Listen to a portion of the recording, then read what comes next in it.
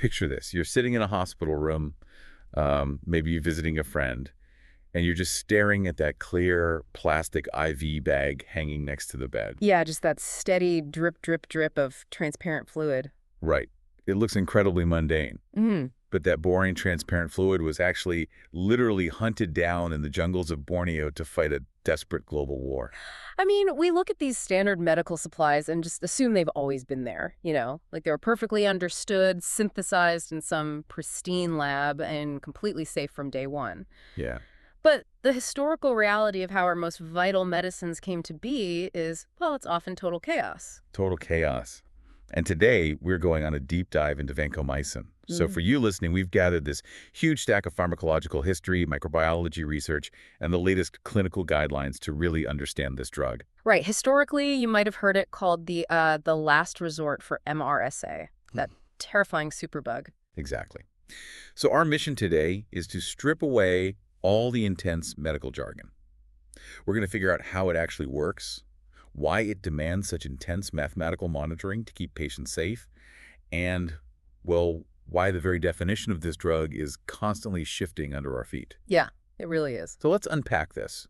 Because to understand vancomycin, we actually have to go back to a moment in medical history when doctors were basically losing their best weapon. We really do need to start with the why. Understanding the why behind this drug is absolutely critical in our modern era, especially with information overload and escalating superbugs. Yeah. So to comprehend why vancomycin is a daily necessity in hospitals today, we have to travel back to the early 1950s. Right. The medical community at that time was in a state of absolute panic. Because penicillin had been introduced as this ultimate miracle drug during World War II, but suddenly it was failing, right? Like hospitals were seeing staph infections that simply weren't responding to it anymore. Exactly. The bacteria had evolved. They acquired an enzyme called penicillinase. Penicillinase? Right. And the entire job of this enzyme was to act like, well, a molecular pair of scissors. It would seek out the active ring of the penicillin molecule and physically chew it up before the drug could do any damage. Oh, wow. So the bacteria essentially built a counterweapon against our best shield. Yeah, they did. And doctors were suddenly watching patients die from, simple scrapes or minor post-surgical infections again. That is terrifying. It was. There was this real fear that the brief golden age of antibiotics was already over. Which triggers this desperate global scavenger hunt by pharmaceutical companies. Yep. They realized that nature is basically a microscopic war zone. Soil microbes have been fighting each other for billions of years, right? Evolving these complex chemical weapons to secure resources. So companies like Eli Lilly started asking missionaries, basically anyone traveling the globe, to just mail back random soil samples, hoping to find a novel natural weapon. And a missionary living in Borneo actually did it. They mailed a clump of dirt back to Eli Lilly's headquarters in Indianapolis. Just a bag of dirt. Literally. And a chemist named Edmund Cornfield, along with his team, started culturing the bacteria from that specific Borneo soil sample. You're correct. They isolated a completely new compound produced by this organism, later classified as a Mycotopsis orientalis. And the pharmaceutical company, they saw its potential immediately. Fast-tracked its development between 1953 and 1958. And they even named it vancomycin, right? Like deriving it from the word vanquish. Because their explicit goal was to vanquish this penicillin-resistant staph. That was the goal. But wait, I need to push back on this early history for a second. Because I'm looking at the early case reports from the 1950s, and the initial rollout of this drug sounds like a total nightmare. Oh, it was rough. Yeah, the manufacturing process was crude, the liquid was brownish and highly impure. Hospital staff actually gave it the terrifying nickname Mississippi Mud. Mississippi Mud, yeah. And the reports note it was causing severe kidney damage and hearing loss in patients. Why on earth would a physician willingly inject toxic brown sludge into a human being? Well, if we connect this to the bigger picture, you really have to look at the grim clinical reality of 1958. Okay. Imagine you have a patient with a raging penicillin-resistant staph infection in their bloodstream. The mortality rate for that condition without effective treatment is astronomical. Right. The certainty of the patient dying from the infection was simply much, much higher than the risk of the kidney or hearing damage from the mud. It was a calculated, completely desperate trade-off to save a life. Ah, so the ultimate lesser of two terrible evils. Exactly. So you can imagine the medical community was thrilled when a much cleaner alternative arrived just a year later. In 1959. Right. Methicillin was introduced. It was a new engineered penicillin that physically resisted that bacterial scissor enzyme. So with methicillin available, vancomycin and its toxic side effects were immediately shelved. Everyone just assumed its rough career was over. But the relief didn't last. Because reading the timeline here, just 2 years later, in 1961, a researcher named Patricia Jevons in the UK documented a new terrifying strain. Yeah, the very first case of MRSA. Methicillin-resistant Staphylococcus aureus. The clean new drug was already failing. And as MRSA spread globally over the next 2 decades, the pharmaceutical industry finally improved the manufacturing process, cleaning up that Mississippi mud into a pure, safe compound. Right. So vancomycin was pulled right back off the shelf and became the essential daily workhorse drug we know today. Which brings us to the actual biology. Like, how did this drug manage to vanquish the staph that was destroying penicillin? Because reading the microbiology in our sources, it relies on a completely counterintuitive mechanism of attack. It really does. To appreciate how vancomycin works, we have to look at how a bacterium actually keeps itself alive. Yep. Gram-positive bacteria operate under enormous internal osmotic pressure. Okay. To keep from literally bursting open like an overinflated balloon, they surround themselves with a thick cell wall made of peptidoglycan. Peptidoglycan. Yeah, you can visualize it as a rigid, mesh-like polymer armor. Okay, so this armor is built out of repeating sugar units attached to short peptide chains. And the literature points out one highly specific, crucial detail about this construction process. Right. Nearly every one of these microscopic building blocks ends in the exact same 2 amino acids, in the exact same order. It's D-alanine, followed by another D-alanine. Or D-ala-D-ala for short. D-ala-D-ala, got it. So to stitch those D-ala-D-ala building blocks together into a solid, impenetrable wall, the bacteria rely on specific builder enzymes. In microbiology, we call these penicillin-binding proteins, or PBPs. And penicillin and that entire class of early drugs, they work by directly attacking those builder enzymes. Exactly. They act like a suicide inhibitor, right? Binding to the enzyme and disabling the machinery so the wall basically falls apart. Yeah, but vancomycin operates on an entirely different physical level. It is a massive, bulky molecule weighing in at about 450 daltons. Wait, 1,450 daltons. For context, how big is penicillin? It's roughly 4 times the size of a standard penicillin molecule. Oh. Yeah, it's huge. And instead of going after the enzyme, it uses its immense size to create 5 specific hydrogen bonds that wrap perfectly around the D-ala-D-ala building blocks themselves. Okay, here's where it gets really interesting. Because when I was trying to visualize this process for you listening, I thought of it like this. If building a bacterial cell wall is like building a brick house, penicillin is a drug that basically assassinates the brick layer. Right. But vancomycin doesn't touch the brick layer at all. Instead, it drops a giant immovable tarp over all the bricks. Yes. The builder enzyme is standing there, totally fine, but they have absolutely nothing they can grab to actually build the wall. Oh, man, I love that analogy. It perfectly captures why this drug was such a pharmaceutical breakthrough. Yeah. When bacteria became resistant to penicillin, they did it by subtly mutating their builder enzymes so the drug couldn't attach to them anymore. Yeah. But they couldn't use that old evolutionary trick against vancomycin. Vancomycin wasn't targeting the enzyme in the first place, so mutating the enzyme offered no protection. The tarp was already over the bricks. It just bypasses their entire defense system. Completely. But that massive size, that 1,450 daltons, it's actually a double-edged sword when it comes to treating different types of infections, isn't it? It is. That physical bulk is exactly why vancomycin only works on gram-positive bacteria. Gram-negative bacteria, like E. coli, for instance, have an extra outer membrane protecting their cell wall. Okay. And this membrane is covered in these tiny, narrow pores called porin channels. Vancomycin is simply too massive to squeeze through those microscopic doors. So it never even reaches the active wall-building site. Never even gets there. Its entire clinical effectiveness is dictated purely by its geometric size. But if the drug perfectly hides the bricks, and the bacteria can't just mutate their enzymes to survive, how did the bacteria eventually learn to fight back? Because the source material shows that they absolutely did. Oh, they did, through a terrifying display of molecular economy. In the late 1980s, hospitals started reporting VRE vancomycin-resistant enterococci. These bacteria acquired a gene cluster called VAN-A And this gene allowed the bacteria to fundamentally reprogram their own building blocks.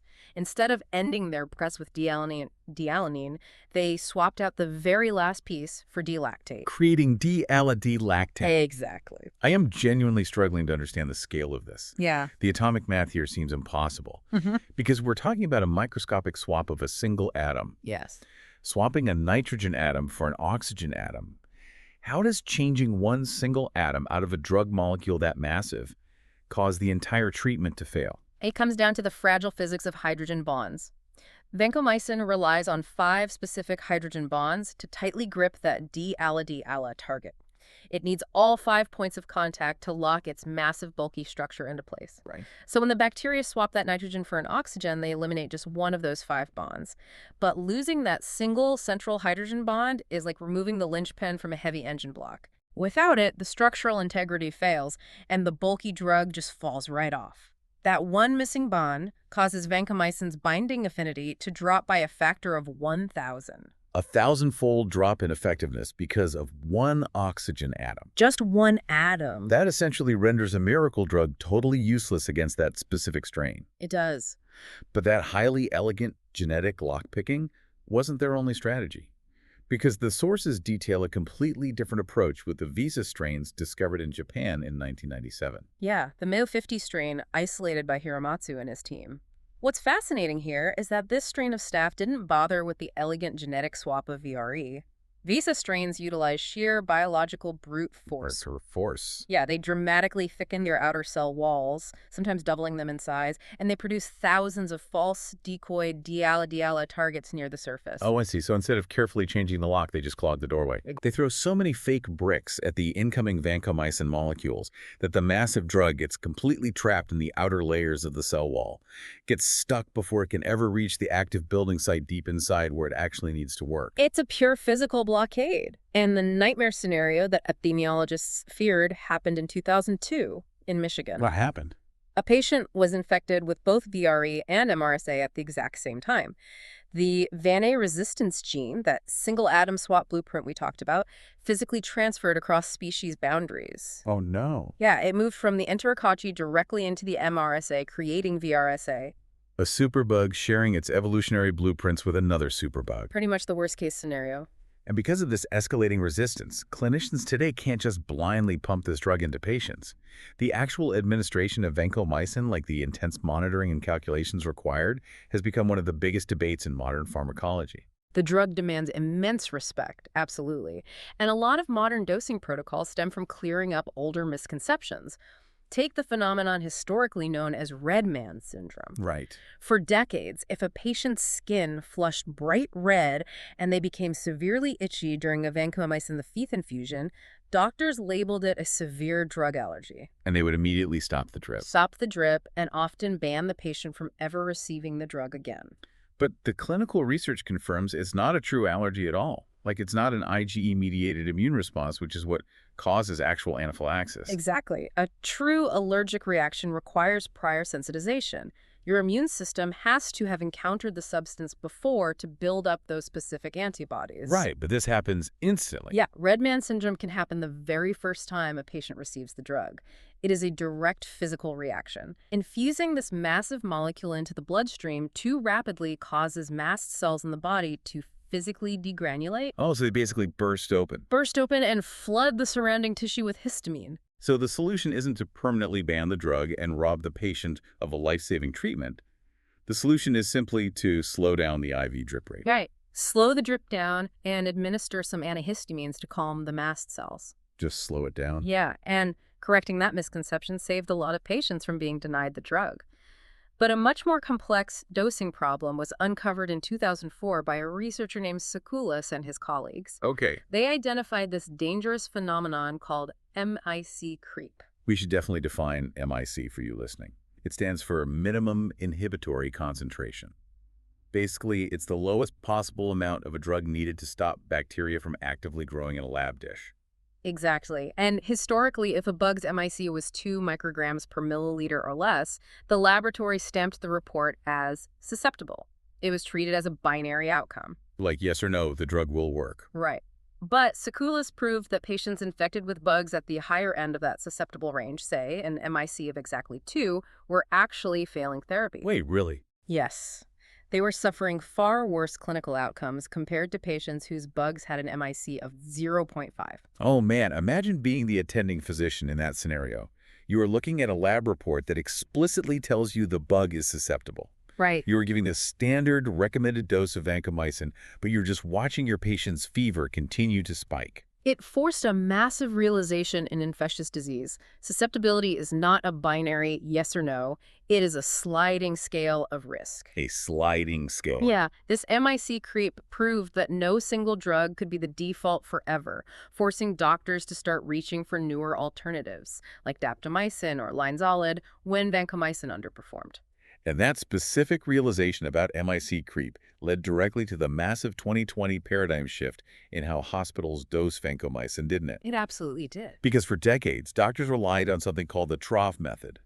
Before giving the next dose, they would draw blood to measure the lowest point of the drug in the patient's system, the trough, making sure it didn't drop below 15 to 20 micrograms per milliliter. The prevailing theory was that keeping that baseline concentration high ensured better bacterial killing. But they were fundamentally wrong. Fundamentally wrong.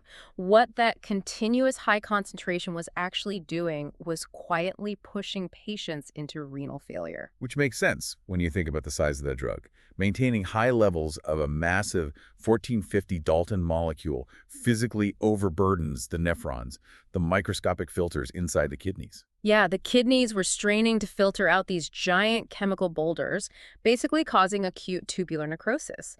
And the high concentration in the blood wasn't even achieving better tissue penetration to kill the deep-seated bacteria. So the nephrotoxicity was rising, but the cure rates were completely stagnant. Exactly. So in 2020, major health societies just threw out the trough method entirely.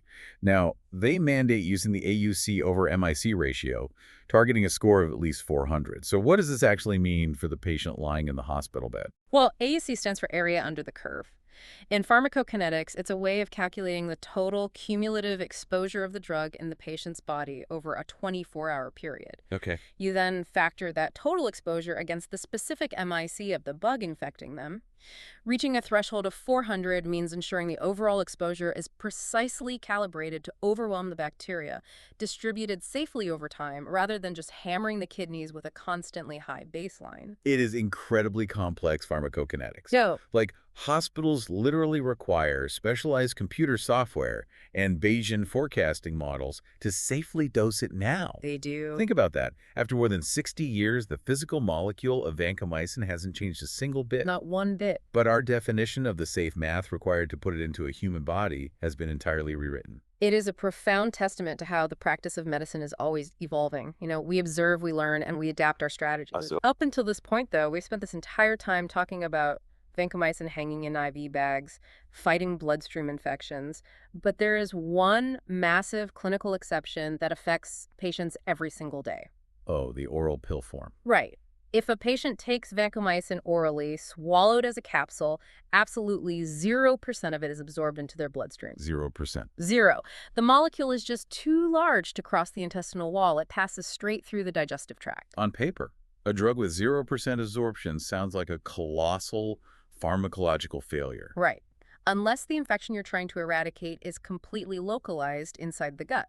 Of course. And that is exactly the case with Clostridioides difficile, or C. diff colitis, which is a severe intestinal infection. So because oral vancomycin doesn't absorb into the blood, it stays highly concentrated right there in the gut lumen. Yep. Bathing the exact tissue where the C. diff bacteria are wreaking havoc. That flaw makes it the absolute perfect first-line weapon for that specific disease. That actually brings up a huge misconception from our sources that we really need to clarify for you listening. Because of its intense history, vancomycin is constantly referred to in media as the last resort antibiotic. Yeah, you hear that a lot. But that framing is a total holdover from the 1980s. If you or a family member ever end up in the emergency room today with a severe suspected skin infection or MRSA bacteremia or an infected heart valve, This so-called last resort drug is actually the very first thing they're going to hang on your IV pole. It really is. It is the empiric standard. It's the daily workhorse of the It's hospital, always line of defense. and its usage is actually surging right now, driven heavily by the current opioid crisis. Oh, really? Yeah, hospitals are seeing a massive rise in injection drug use-associated endocarditis, which are severe bacterial infections of the heart valves. And those patients often require weeks of intensive vancomycin therapy to clear the infection. Wow. Which makes it all the more tragic when we look back at the 1990s and see the massive systemic failure in antibiotic stewardship regarding this drug. It really does. This raises an important question about the medical community's own responsibility here. Yeah. Throughout the 90s, doctors were prescribing vancomycin for almost everything.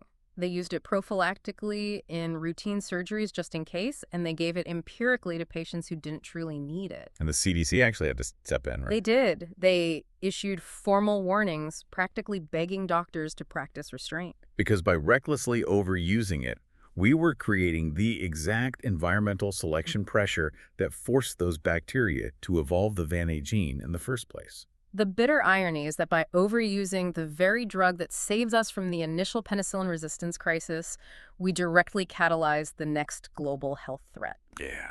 It is a relentless cycle of evolution that the World Health Organization is constantly trying to fight today. It is wild to look back at the journey we just took today.